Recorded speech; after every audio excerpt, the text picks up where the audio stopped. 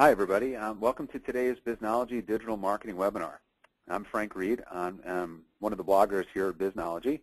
I'm also the managing editor for the Marketing Pilgrim blog, and we're currently number 10 on the Ad Age Power 150, so be sure to come by and check us out. I also consult with small and medium businesses in the SMB market about effective online marketing through my business, which is called Local Basics. That's Local B-A-S-I-X. Today you're going to be hearing, though, from Mike Moran, and Mike is the managing editor of the Biznology blog, and he'll present Tracking Social Media ROI. As we're waiting for more attendees to join, let me review the format of our webinar so everybody's familiar. Our Biznology webinars, they last just about 30 minutes, so you can easily fit them into your busy schedule. That's part of how they're designed. We record each webinar, and we'll email you that link later on this week. During the speaker's presentation, you can use your GoToWebinar controls to ask a question. That arrow, the orange arrow, opens and closes your webinar controls. If you have a question, simply type it into the box labeled questions at any time during the event and press the send button.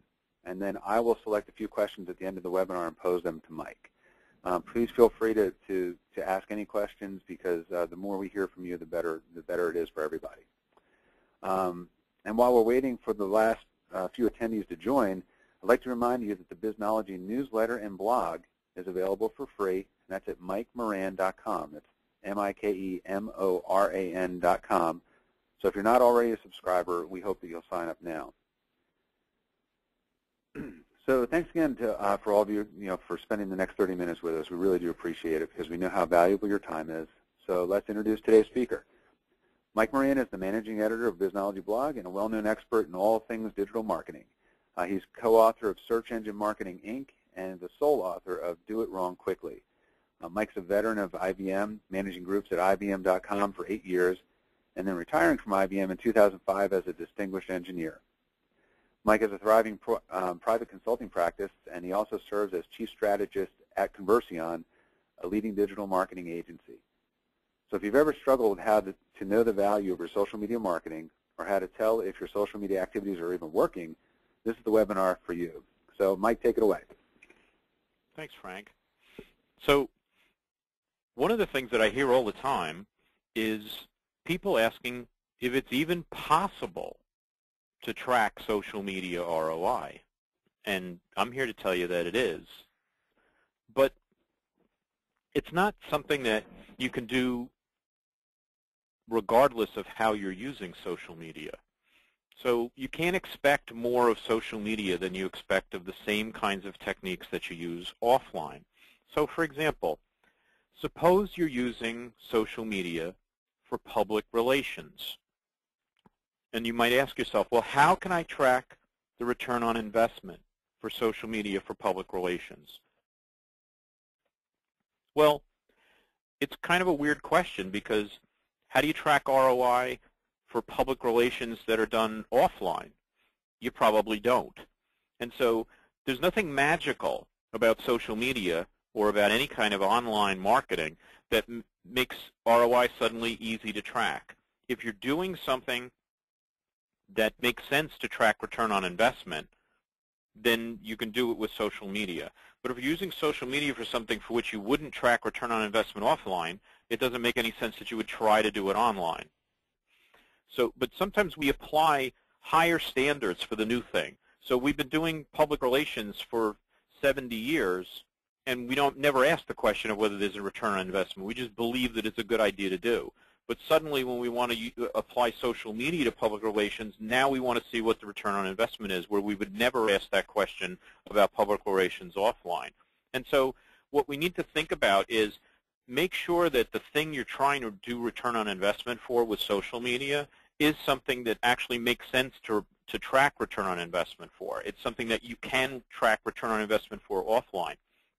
And so what we're going to focus on in this webinar is how to measure the return on investment for social media when applied to marketing, in this case, direct marketing. And so what we start out by doing is asking ourselves, what are the things that you're trying to do in social media that make sense from a direct marketing point of view? So can you reach out to your communities? So Can you send messages to people who like your Facebook fan page, if you have a brand with a fan page? One of the things we did for this webinar is to invite Facebook friends and LinkedIn connections to the events and to tweet our announcement of this event. So those are things that we were able to do to reach out to a social media community, and we know exactly how we're going to measure the results of that. We're going to measure it by how many people have signed up for the event and how many people attend the event. And so if you can think about using social media the same way you would use direct mail, for example. So people who are sending out catalogs or letters to people where they're trying to judge the response, you can use the social media communities as an analog to your mailing list. So you know how important it is to have an email mailing list, or how important it is to have a snail mail mailing list. And that is an asset that you use where you're deciding how often are you going to contact people, what are you trying to get them to do, and all those things are perfect ways to use social media as well. So one way of using social media that is a direct analog to direct marketing is to reach out to the community. So reach out to all the people that are Facebook friends, Twitter followers, LinkedIn connections. All of these things make a lot of sense in social media, just as they do in other kinds of direct marketing. Another way to use social media that's maybe different from traditional direct marketing is how do you respond to opportunities that come up in conversations. So in order to do that, you need to have some method of listening to what the conversations are that are going on among your customers. Could be about your brand, could be about your competitors, could be about the kinds of problems that your products and services solve. And so if you have a way of listening to those conversations, then you can turn a conversation into a lead or another kind of opportunity. But you have to understand what you're listening for, because no two companies are listening for the exact same thing. So I have some examples here. So if you're a car dealer, a conversation you might want to listen to is when someone says, I need a new car, but I can only afford a used one. That might be an opportunity for you to come into that conversation and say, you could lease, or we have loans that we provide for even people whose credit might not be the best, or there are ways of helping people understand how they can solve that problem. So I gave another example from a web hosting company that says, can anyone tell me why a large website needs cloud computing? Well, here's an opportunity, if that's what you do as a company, to explain what the benefits are. If you work for a bank and someone asks, is this the right time to refinance a mortgage? That is a conversation where you can come in and answer that question. Now, you don't want to answer that question by coming in and doing a hard sell. You don't want to answer the question by being that annoying salesperson that won't leave people alone. People don't like that online any more than they like it offline. In fact, there's some evidence that they like it even less online. But if you really focus on what the person's problem is and you're helpful to them, at a certain point it might make sense for you to turn the conversation into more of a sales opportunity where you can say, you know, I hope that answered your question. Would you be interested in getting even more information about what we do? And they can say yes or no to that. So think about how you use social media. And no matter which way you use it, whether it's to reach out to communities or whether it's to get involved in conversations, direct marketing has to be the thing that you're focused on, and you have to figure out how you're going to drive people to your website, because that's where almost all the sales take place. Yes, it's possible for you to sell somebody something by engaging with them on Facebook and moving them to a phone number or to an email or some other way of following up without a website. But in the vast majority of the cases, the way that you're going to close the most sales is to move people from the social media venue to your website.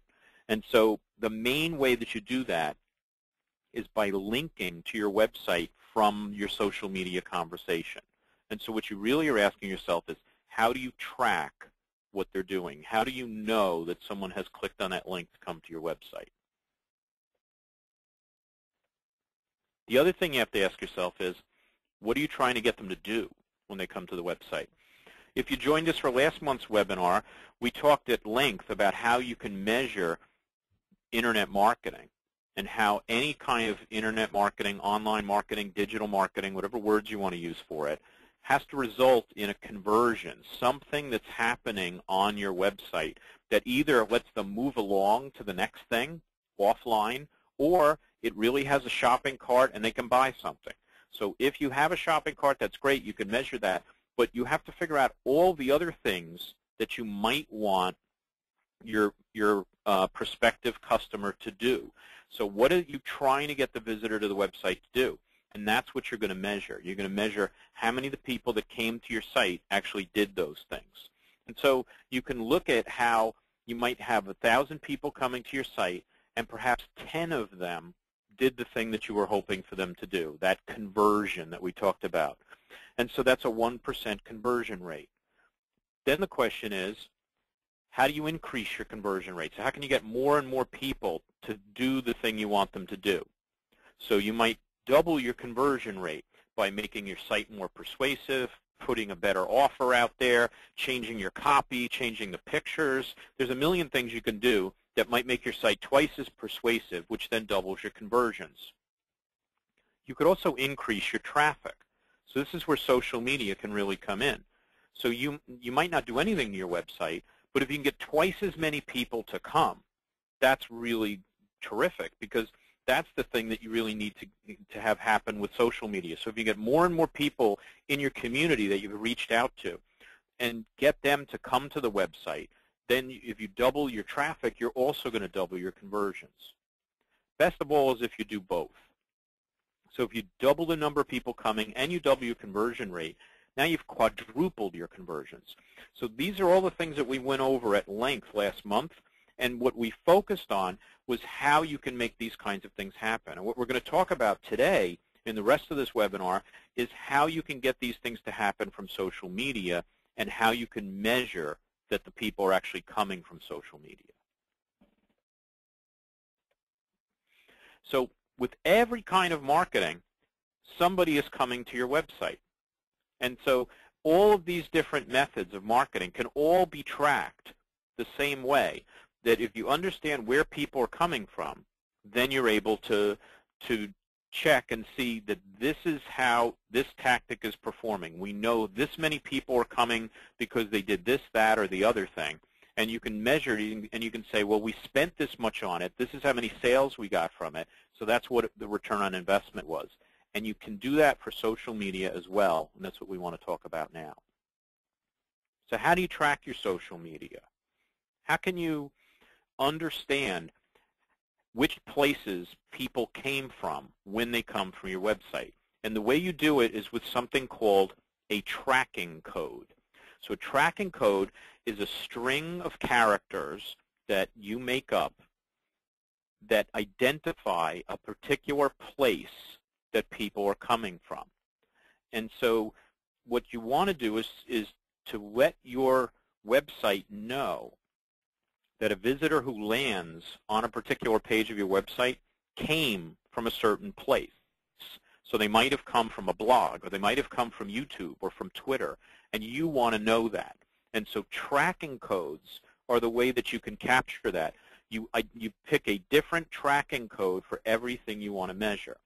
And you can be as granular about this as you want to. If you would like to say, I'm picking a tracking code for YouTube, so every time someone comes from YouTube, I want to know it. Or you could actually say, I'm picking a different tracking code for each YouTube video, because I don't just want to know that they came from YouTube. I want to know which video they came from. You can be as granular as you want. You can say, I have one tracking code for all of YouTube. You could even say, I have one tracking code for all of social media if you want to. But once you do that, you can't get any more detailed than that. So you won't know particularly which videos they might have come from. It will be harder for you to figure that out. So how do you pass these tracking codes? So most of the time it's pretty simple. So wherever you can use an HTML link,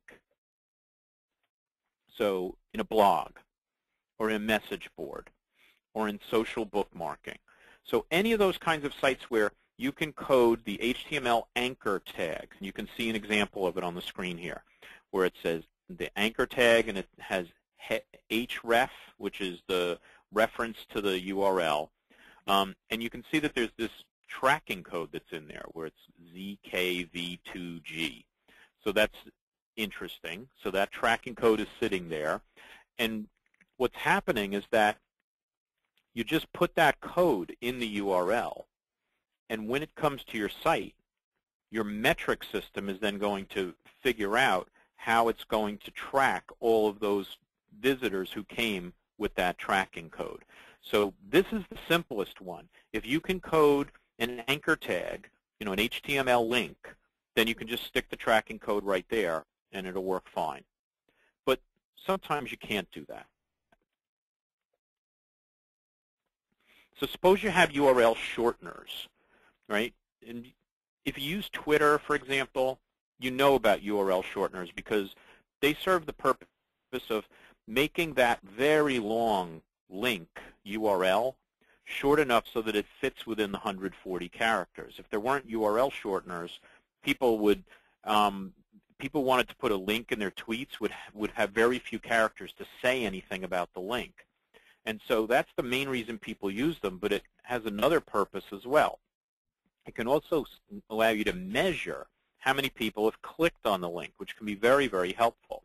And we show a couple of URL shorteners here on the screen, tinyURL and Bitly, but Google has come out with its own URL shortener. Twitter has a built-in URL shortener now.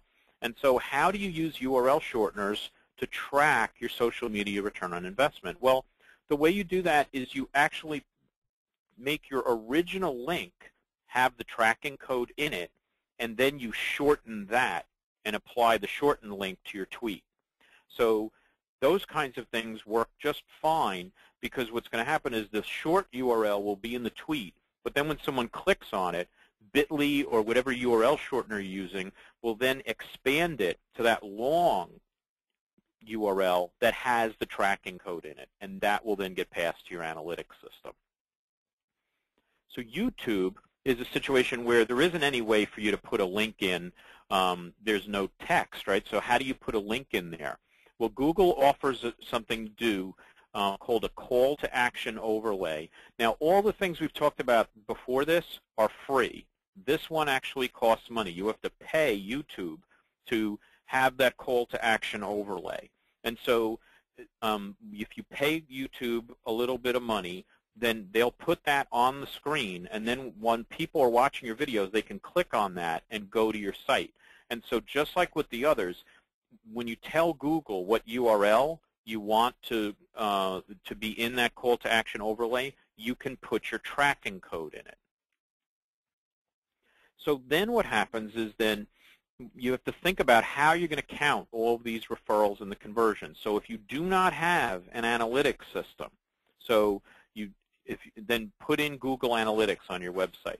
If you do have one, then your analytics system is going to work just fine. Your web metric system, whether it's web trends, whether it's core metrics, doesn't matter what it is. They're all Omniture. There are all sorts of metric systems.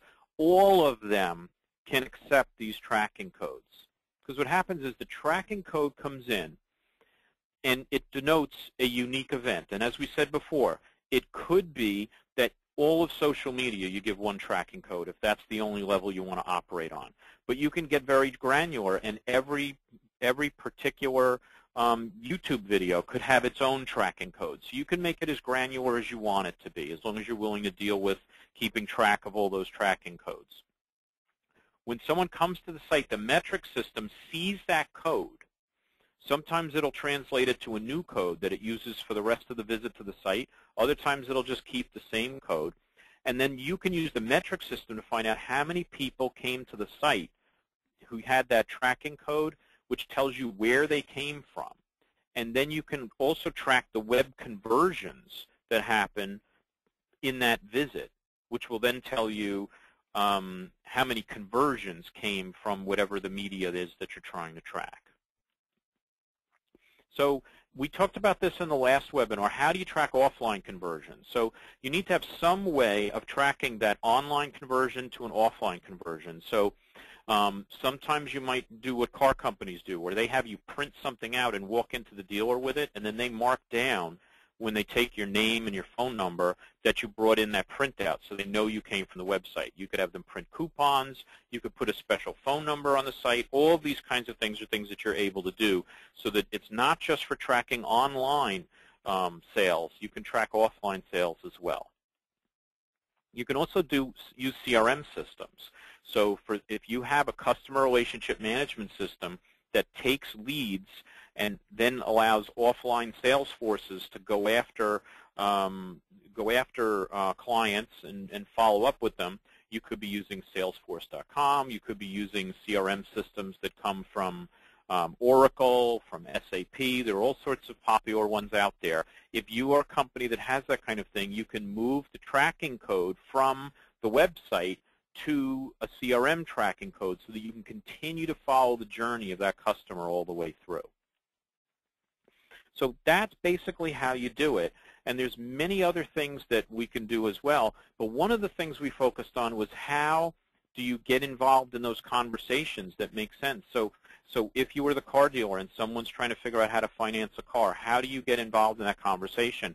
In order to do that, you need to know how you can be listening for those conversations. And that's what we're going to talk about on May 24th next month. So in our next webinar, that's what we're going to focus on, is how can you not just reach out to people who are already your fans and followers, but how can you listen for conversations out there from people who might not even know you, and then follow up and get involved to track your social media to a successful completion of a sale. So that's what I've got for today, Frank. I know that you've got some possibilities of some questions. I hope some people have been asking questions because I'm ready for them. Well, good. They have, Mike, and thanks for that information. I'm sure our attendees have a much stronger idea now how to apply direct marketing principles to social media marketing. But as always, it's impossible to answer every question in just a few short minutes. I've got quite a few good ones that the audience has teed up for us, and like before I go into those, I'd like to remind our audience that it's not too late to ask your own question by typing into the questions box in your GoToWebinar controls. And our first question comes from Cindy, and she asked, in kind of paraphrasing here, what are the typical landmines or the typical kind of gotchas that people they overlook most commonly that really are important in this whole idea of ROI?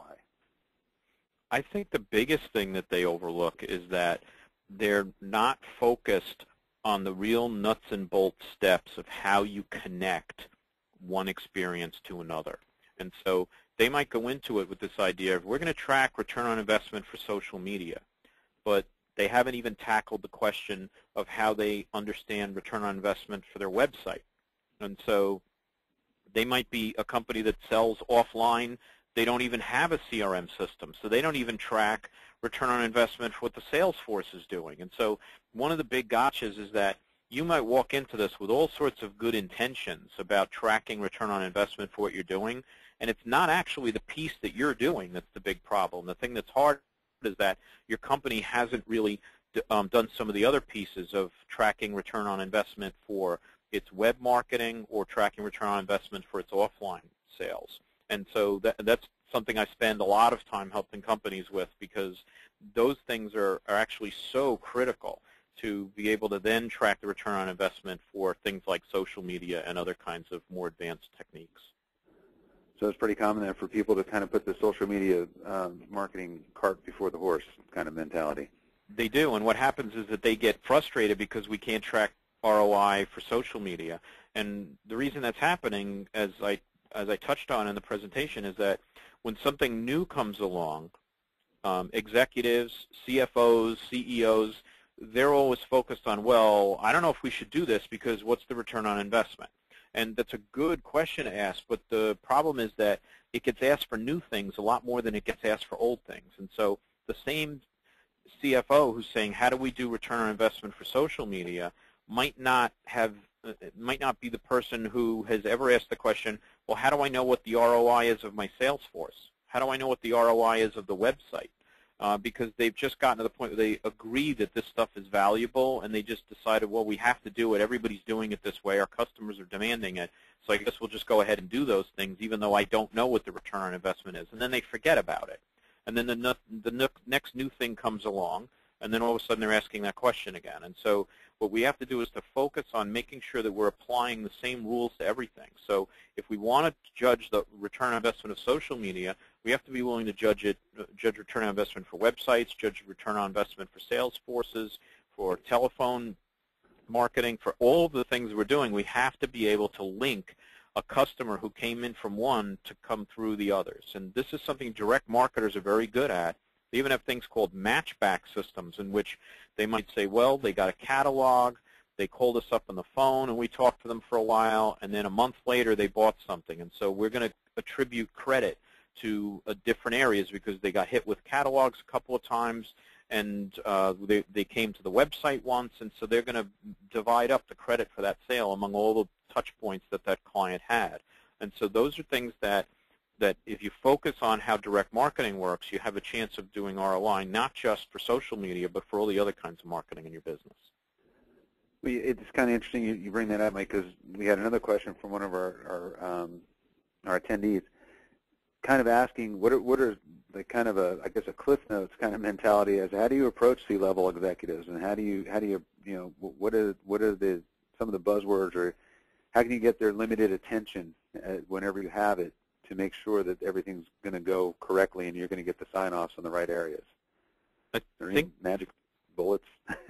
I think there are. I think this is the magic bullet. I think the magic bullet is to focus on making sure that what it is that you're trying to spend, both in terms of time and in terms of money, are things that they understand are supported by what the value will be.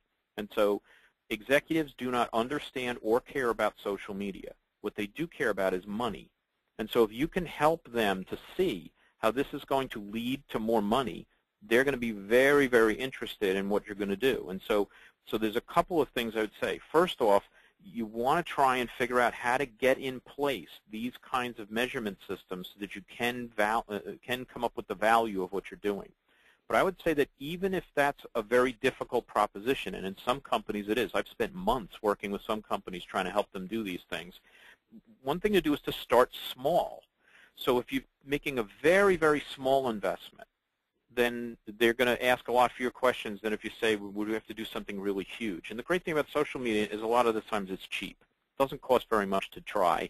And so if you can show anything about what the value is, so maybe you can't show return on investment, but maybe you can show that you drove twice as much traffic to the website as a different tactic that people are spending money on. So you can say, well, we did all this email marketing and we got some sales, but here's the thing we did in social media, and we got even more people to come to the site. And so you might not be able to judge the whole way through to return on investment, but maybe you could at least show some kinds of measurements that show them that good things are happening.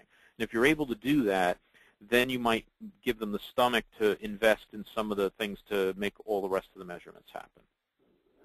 Great. Well, we're at the 11:30 mark, and we want to always be respectful of everybody's time because we know how busy you are. There was one last thing I wanted to bring up. Very early on, one of our attendees, Steve, he didn't have a question. He had a statement that he actually already owned both of your books. So, he gets a special gold star, and, and the rest of the attendees you should be looking at Search Engine Marketing Inc. and also Do It Wrong Quickly, because if there's ever an area to do it wrong quickly, it's on the internet. So once again, to be respectful of your time, we're going to wrap up, and I want to just say thanks to Mike for the great ideas, and thanks especially to our audience for your participation, your questions. That's what makes this thing run, and we hope that you got a ton of value from today's short time spent with us. If you have any